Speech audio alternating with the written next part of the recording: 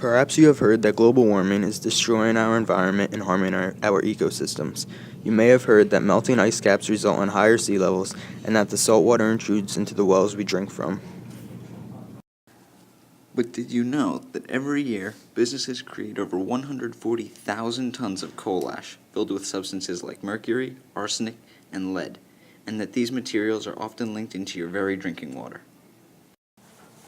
Coal has been dubbed a source of clean energy by many of its manufacturers, but the truth is, coal is harmful when its emissions are not properly dealt with. The unfortunate reality of using this abundant resource is that it pollutes our water supplies. In fact, EPA has revealed that the existence of nearly 1,200 coal ash sites across the country, all containing these materials, and as many as 535 ponds of these substances operate without a liner protecting against hazardous chemicals that can leak into our drinking water.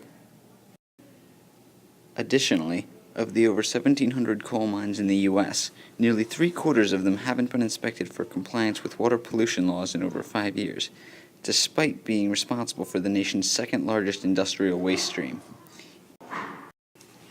Even more shocking? Coal ash, this seemingly omnipresent pollutant, is more radioactive than waste from nuclear power plants. A number of incidents regarding coal ash have plagued communities and drinking water. In February 2014, 35 million gallons of coal ash spilled into the Dan River from a pond at Duke Energy Power. Early in the year, 300,000 residents' drinking water was polluted from a coal cleaning chemical from Freedom Industries. The largest toxic spill in U.S. history involved the spill of 1 billion gallons of coal ash in Tennessee. But in spite of all these effects, no legislation regulating coal ash has been enacted. Groups like the American Legislative Exchange Council are funded by coal companies to lobby against it. In fact, efforts to regulate coal ash have been in progress since the Kingston spill of 2008.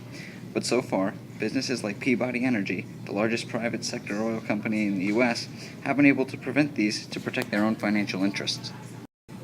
Because of them, coal ash is still determined by the EPA to not warrant federal regulation as a hazardous waste.